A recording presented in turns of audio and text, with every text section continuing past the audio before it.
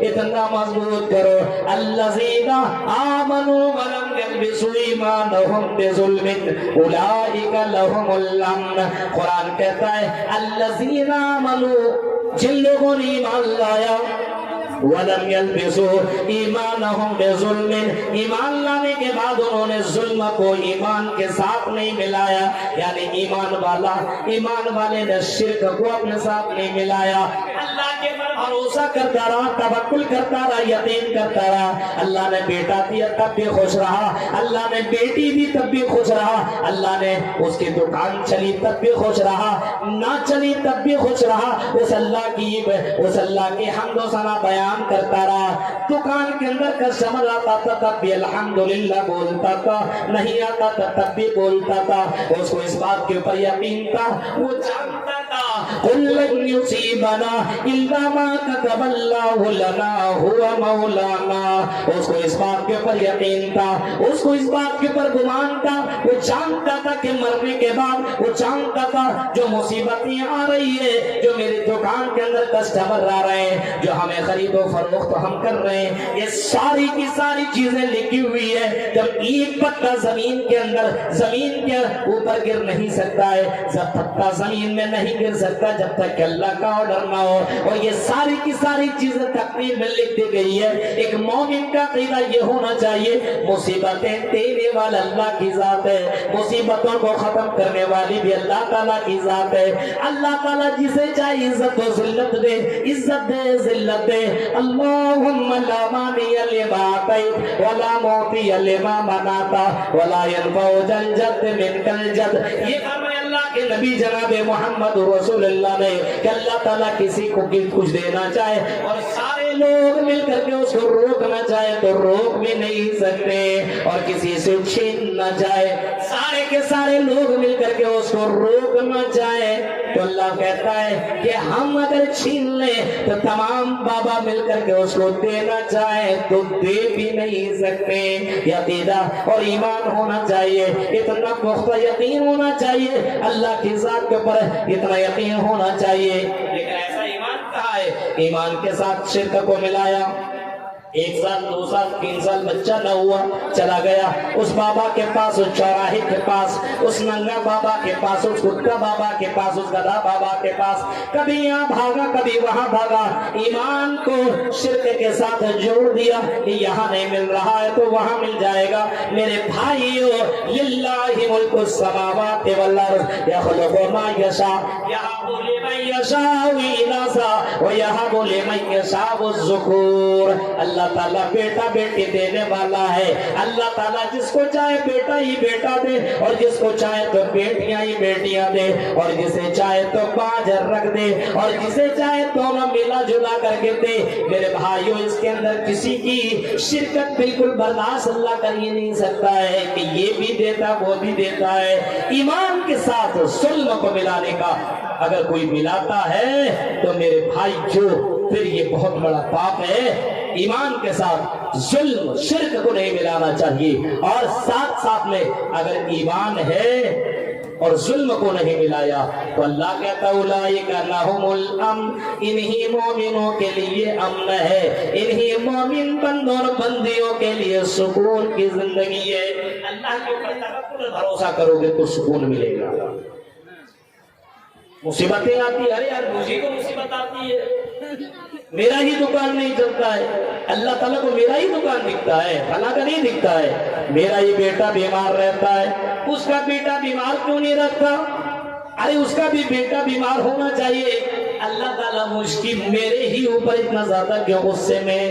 اللہ تعالیٰ کے اوپر کمنٹ کرنے والوں، اللہ کے اوپر تنقید کرنے والوں، یہ تمہارا عقیدہ کتنا کمزور ہے. میرے بھائیوں، تیری تقدیر میں جو لکھا ہوا ہو رہا ہے، بس اللہ تعالیٰ سے دعا مانگو، اللہ تبارک و تعالیٰ سے دعا مانگو کہ اللہ ہماری مصیبتوں کو دور کرنے والا تو ہے. ہو سکتا تیری تقدیر میں یہ لکھا ہو کہ یہ بندہ یہ دعا کرے گا، اس کے بعد اس کی مصیبت ختم ہو جائے گی. تقدیر کوئی جانتا ہی نہیں ہے، اس وجہ سے اللہ کی ذات کے اوپر بھروسہ اور اللہ کے تقدیر کے اوپر ایمان اور یقین ہونا چاہیے. میرے بھائیوں، لیکن آج مسلمانوں کا ایمان بہت ہی زیادہ کمزور ہو چکا ہے، بہت ہی زیادہ کمزور. آج کسی کو دیکھتا یہ بلڈنگ بنا رہا ہے، اب اپنے آپ کو ٹینشن نہ، آج مسلمانوں کی کمزوری تو یہی ہے، اور سب سے عجیب و غریب بات تو یہ ہے کہ مسلمان کے خوشی پہ خوش، مسلمان کے دکھ سے کوئی پرابلم نہیں ہے، لیکن کوئی خوش ہے تو بہت پرابلم، یہ بندہ خوش کیوں ہے، اس کے گھر کے اندر خوشی کیوں ہے، دکھ میں پڑ جائے بس۔ ارے اللہ تبارک و تعالیٰ کے اوپر یقین ہونا چاہیے، تقدیر کے اوپر ایمان ہونا چاہیے، لیکن آج تقدیر کے اوپر ایمان نہیں ہے۔ سکون کہاں ملے گا؟ ایمان والے بنو، تقوی والے بنو۔ تم بند کمرے میں بھی ڈرو، جنگلوں میں بھی ڈرو، بازاروں کے اندر جاؤ تب بھی ڈرو، دارجلنگ میں جاؤ تب بھی ڈرو، پارکوں میں جاؤ تب بھی ڈرو۔ کوئی دیکھنے والا نہیں ہے، لیکن اللہ تبارک و تعالیٰ دیکھ رہا ہے۔ اس کا پاور اور اس کی طاقت یہ ہے، عرش کے اوپر ہوتے ہوئے فرش کی تمام چیزوں کی حرکتوں سے واقف ہے، تمام چیزوں کو جاننے والا ہے، اور اتنا پاورفل اللہ تبارک و تعالیٰ، انسان اپنی زبان سے جو کچھ بولتا ہے اس کو بھی اللہ تعالیٰ ریکارڈ کروا رہا ہے۔ ما یلفظ من قول الا لدیہ رقیب عتید۔ اللہ کہتا میرے بندو تیری زبان سے جو بھی باتیں نکلتی ہے ان تمام باتوں کو میں ریکارڈ کر رہا ہوں۔ اور کہیں اللہ تعالیٰ نے یہ بھی فرمایا یعلم خائنۃ الاعین وما تخفی الصدور۔ اے میرے بندو تمہاری آنکھوں کی چوریوں کو بھی میں جانتا ہوں، تم ادھر جھانکتے ہو ادھر جھانکتے ہو، اس کو دیکھتے ہو اس کو دیکھتے ہو، ان تمام حرکتوں کو میں ریکارڈ کر رہا ہوں اور ان تمام چیزوں کا جاننے والا ہوں۔ کہیں یہاں نے فرمایا انہ علیم بذات الصدور۔ اے میرے بندو ہم تمہاری دل کی دھڑکنوں کو بھی جانتے ہیں۔ اب یہ اللہ تبارک و تعالیٰ یہ ساری چیزیں جان رہا ہے تو اس اللہ رب العالمین کے اوپر ایمان ہونا چاہیے، اور ایمان کے ساتھ ساتھ ڈرتے رہنا چاہیے، تب سکون آئے گا، ورنہ سکون زندگی میں نہیں آ سکتا۔ سکون کیسے آئے گا؟ ایمان ہے ہی نہیں۔ آج ہمارا طبقہ اور یہ مسلم سماج برائیوں کے اندر اس طریقے سے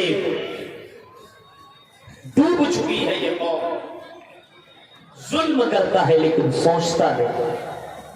آج بھائی بھائی کے اوپر ظلم، ساس بہو کے اوپر، بہو ساس کے اوپر، بھائی بھائی کے ساتھ اور رشتہ دار کے ساتھ آج تو ظلم کی انتہا ہو چکی ہے۔ مرنے کے بعد کی زندگی کا کوئی ڈر نہیں ہے۔ نبی اکرم کے دور کی زندگی کو اٹھاؤ، ایک صحابی ہے حضرت ابو ذر غفاری، انہوں نے ایسی سمجھ لیجئے غصے میں بول دیا حضرت بلال کو، اے کالے کلوٹے کی اولاد، بول دیا حضرت بلال کو، یہ کالے کی اولاد، کالے کلوٹے کی اولاد۔ حضرت بلال رضی اللہ تعالیٰ عنہ محمد رسول اللہ کے پاس روتے ہوئے پہنچتے اور حضرت نبی اکرم صلی اللہ علیہ وسلم سے کہتے ہیں اے اللہ کے نبی، کیا کالا ہونا اللہ کے نظر میں غلط ہے؟ کیا کالے کو اللہ تعالیٰ پسند نہیں کرتا ہے؟ کیا گورے کو اللہ تعالیٰ پسند کرتا ہے؟ کیا اللہ بھی امیر اور غریب دیکھتا ہے؟ کیا اللہ بھی امیر اور غریب دیکھتا ہے اور کالا اور گورا دیکھتا ہے؟ اے اللہ کے نبی، مجھے بلال نے کالے کی اولاد کہا ہے، مجھے کالا کہا ہے۔ او اللہ کے نبی، کیا اللہ بھی کالے گورے کے درمیان فرق کرتا ہے؟ اللہ کے نبی صلی اللہ علیہ وسلم نے فرمایا او لوگوں ابو ذر غفاری کو بلاؤ۔ بلایا گیا اور اللہ کے نبی نے فرمایا اے ابو ذر غفاری، تیرے اندر سے ابھی تک جہالت نہیں گئی ہے، ابھی بھی وہی زمانہ جاہلیت والا کام کر رہا ہے، غلط ہے۔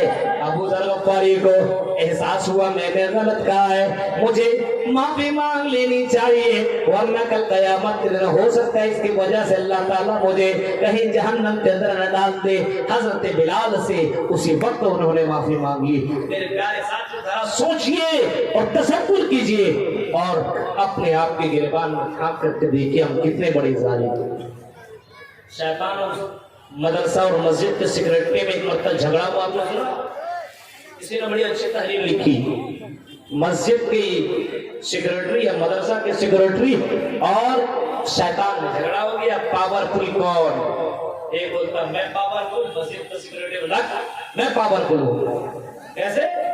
ارے میں امام صاحب کو چھٹی نہیں دیتا، وہ کہتا ہم ہم تو مسلمانوں کو انسانوں کو سونے سے جاگنے ہی نہیں دیتے، پیر دبا دبا کر کے سلاتے ہیں، وہ کہہ رہا ہے تو سلاتا ہے، ہم تو اس کو سونے ہی نہیں دیتے، تنخواہ کاٹ لیتے ہیں۔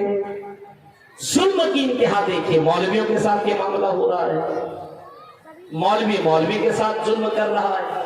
ابھی آپ کسی علاقے کے اندر، مجھے 4-5-10 دن پہلے ابھی یہاں پہ ڈاکٹر محفوظ صاحب جو ہوں گے انہیں کے ساتھ میں گیا تھا فرہ باری کے اندر پروگرام میں، مفتاح العلوم میں اس مدرسے میں گیا تھا پروگرام کے اندر۔ میرے بھائیوں، اتنی پریشانیوں کے بعد میں آپ کی اس کشن گنج میں آتا ہوں، یہ اللہ جانتا ہے۔ اور جو میرے ساتھ ڈرائیور رہتے ہیں، میرے ساتھ رہنے والے لوگ ہوتے ہیں، وہ کہتے ہیں مولوی صاحب اتنا تھک کر کے اب جائیے گا، تقریر کیسے کر جائیے گا؟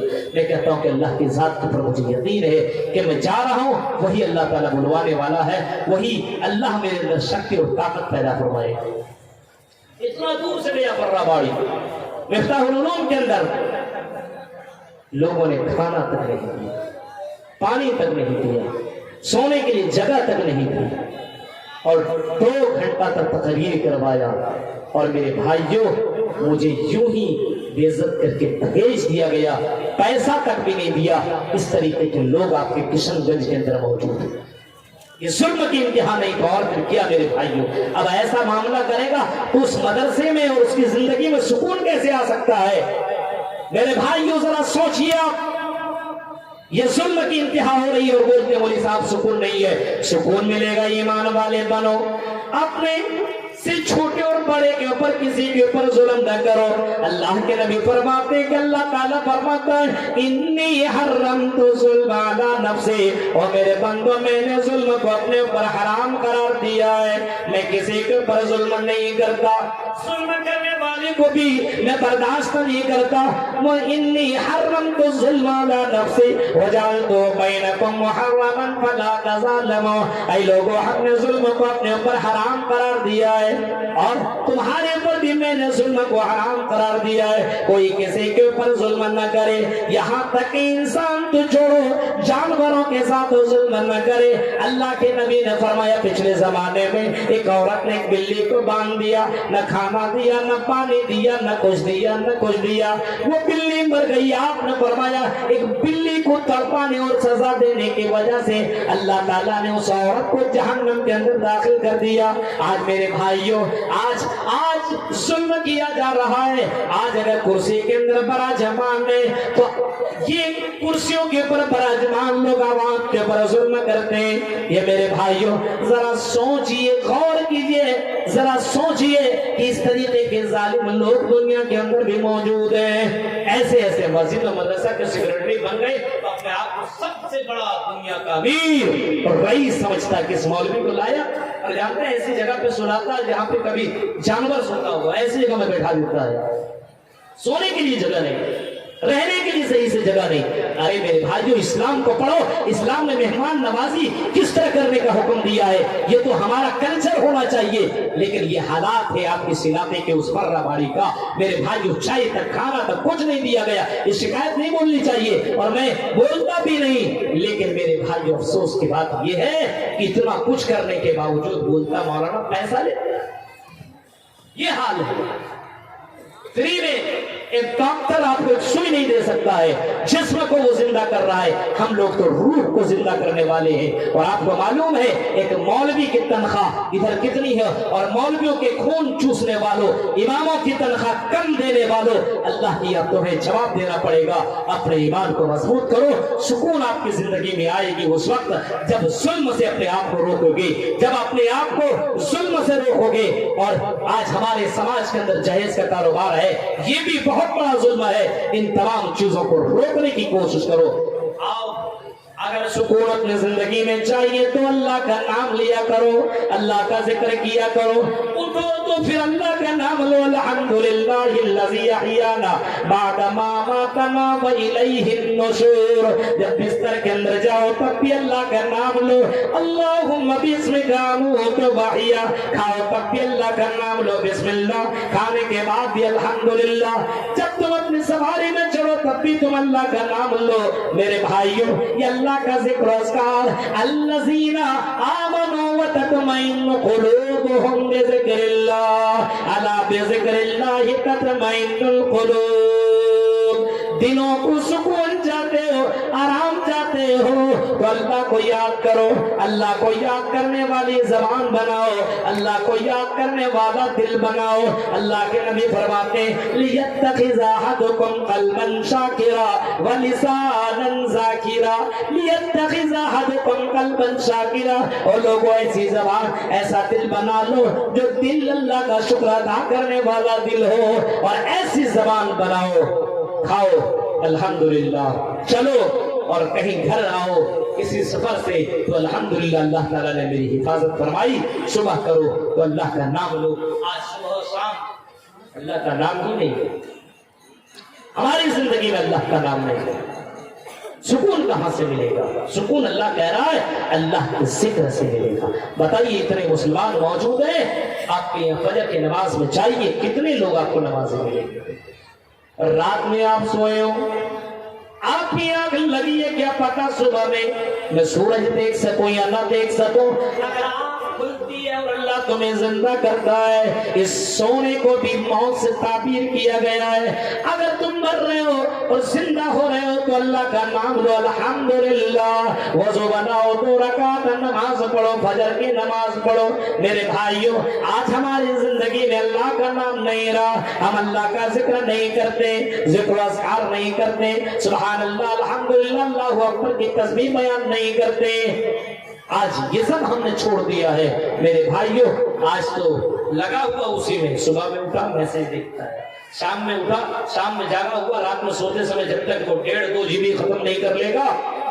تب اس کو نیند بھی نہیں آئے کہ ابھی کچھ MB باقی اس کو پہلے ختم کرو میرے بھائیوں لگا ہوا 12 بجے تک اس کے اندر یہ حال ہے اپنے نوجوانوں کے اور کچھ لوگ بولتا مولوی صاحب جب تک گانا نہیں سنتا ہوں تو نیند ہی نہیں آتی ہے جب تک میں کھینی اور یہ گٹکا اور یہ تمباکو نہیں کر لیتا ہوں تب تک باتھ روم نہیں ہوتا ہے سکون نہیں ملتا ہے یہ حالات ہے اپنے مسلمانوں کے میرے بھائیوں یہ حالات ہے سکون ملے گا کیسے اگر اپنی زندگی میں سکون اور چین چاہیے تو اللہ کا ذکر اللہ کا نام لو اپنے بچوں سے اللہ اللہ بلواؤ لا الہ الا اللہ بلواؤ اللہ کا نام اپنے گھر کے اندر لینے کی کوشش کرو اور اپنے بچوں کے ذہن و دماغ کے اندر ڈالو کہ صبح و شام اللہ کا نام لینا چاہیے آج ہمارے گھروں کے اندر میرے بھائیوں نماز نہیں کوئی ٹوکنے والا اور بولنے والا نہیں اذان کی آواز آتی ہے اللہ اکبر کوئی مطلب نہیں اللہ کا نام آیا نام سن کر کے اللہ کے نبی کہتے ہیں اذا قال المؤذن اللہ اکبر جب مؤذن کہے اللہ اکبر تو تم بھی کہو اللہ اکبر کتنے لوگ کہتے ہیں اپنے اپنے گریبان کو جھانکیے جب مؤذن کہے اشہد ان لا الہ الا اللہ تو تم بھی کہو اشہد ان لا الہ الا اللہ جب مؤذن کہے حی علی الصلاۃ اور حی علی الفلاح تو تم کہو لا حول ولا قوت الا باللہ اب اور آپ آزان کا جواب بھی نہیں دیتے اور آزان سن کر کے ادھر سے ادھر بھاگتے مسجد کی طرف نہیں بازاروں کی طرف گھر اور مکان کے اندر چلے جاتے ہیں کہیں کوئی ہمیں کہنا دے چلو نماز پڑھنے کے لیے میرے بھائیوں سکون زندگی میں چاہیے پیسہ تمہیں سکون نہیں دے گا بلڈنگیں سکون نہیں دے گی اور اسی طریقے سے گھر اور یہ موبائل سکون نہیں دے سکتا یہ شراب کی بوتل ہے تمہیں سکون نہیں پہنچا سکتا ہے میرے بھائیوں اگر تیری زندگی میں سکون آ سکتا ہے تو اللہ کا ذکر کرنے سے اللہ کو یاد کرنے سے اللہ کا نام لینے سے تمہاری زندگی کے اندر سکون آ سکتا ہے تیرے دلوں کے اندر سکون آ سکتا ہے تو سکون اگر چاہیے تو اللہ کا نام ہو اللہ کا ذکر نمبر 3 اگر سکون چاہیے تو اپنی زندگی میں نماز کو پابندی کے ساتھ پڑھتے رہو اس نماز کے اندر سکون رکھا گیا ہے. اللہ کے نبی نے فرمایا قرۃ عینی فی الصلاۃ، مجھے سکون نماز میں ملتا ہے. جب میں نماز ادا کرتا ہوں، جب میں نماز پڑھتا ہوں تو مجھے سکون ملتا ہے. اللہ کے نبی پریشان ہو جایا کرتے تو اللہ کے نبی 2 رکعت نماز پڑھ لیا کرتے تھے. آج کے نوجوانوں کو دیکھو، جب ٹینشن میں رہتا تو 2-4 بوتل کرا لیتا ہے.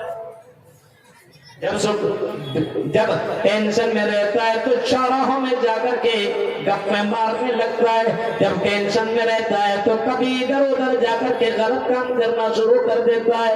نہیں، اگر سکون چاہیے تو کہتا کہ نماز قائم کرو، نماز ادا کرو. اور میرے نبی نماز پڑھا کرتے تھے. اس نماز کے اندر سکون رکھا گیا ہے، اس نماز کے اندر اطمینان رکھا گیا ہے. نماز پڑھو تو تمہیں سکون ملے گا. ہمارے یہاں نماز کی پابندی نہیں، لوگ نماز نہیں پڑھتے. سمجھتے ہیں تو مدرسہ میں پڑھنے والے لڑکوں اور لڑکیوں کے لیے یہ نماز تو مولویوں کے لیے، یہ نماز تو حجاج کرام کے لیے. ہم تو کالجوں میں پڑھنے والے، ہم تو اسکولوں میں پڑھنے والے، ہم تو یونیورسٹیوں میں پڑھنے والے، ہم تو بزنس مین والے لوگ ہیں، ہم تو دکاندار والے لوگ ہیں. ہمارے لیے نماز نہیں ہے. میرے پیارے ساتھیوں، ایسا نہیں ہے. یہ دکان، یہ مکان، یہ بزنس، یہ دولت، یہ ساری کی ساری چیزیں تمہیں سکون نہیں دے سکتی ہے. تیری زندگی میں تمہیں چین چاہیے تو نماز پابندی سے ادا کرو. 5 وقت کم سے کم پڑھو. ہندو دھرم کے اندر بھی اسی نماز کا ذکر ملتا ہے. یہ یوگی یوجت پسطماتمانم رہسستتا ایکاکی یچتاتی منراشر پرگیا پنچم سمایا کرتبیا. 5 وقت نماز پڑھنے کا حکم ہندو دھرم کے اندر بھی موجود ہے. اسلام بھی کہتا ہے کہ 5 ٹائم نماز پڑھا کرو. یہ نماز اللہ تعالیٰ کو بہت ہی زیادہ پسند ہے، بہت ہی زیادہ پسند ہے. اور یہ نماز کے علاوہ اگر رات میں اٹھ کر کے تہجد کی نماز پڑھ سکتے ہو تو ایسے نماز پڑھنے والوں کے لیے جنت کی بشارت ہے، جنت کی خوشخبری ہے، جنت کی خوشخبری سنائی گئی ہے. فرمایا وَصَلُّوا بِاللَّيْلِ وَالنَّاسُ نِيَامٌ تَدْخُلُوا الْجَنَّةَ بِسَلَامٍ. او لوگوں، رات میں اٹھ کر کے تہجد کی نماز پڑھو. رات میں اٹھو، تہجد کی نماز پڑھو. یہ نماز پڑھنے والوں سے قیامت کے دن میدان محشر میں کہا جائے گا. اور رات میں اٹھ کر کے تہجد کی نماز پڑھنے والوں، اپنے نیند کو قربان کرنے والوں، میرے بندے کہاں ہیں، میری بندیاں کہاں ہیں؟ ادھر رہو. تدخلوا الجنت بسلام.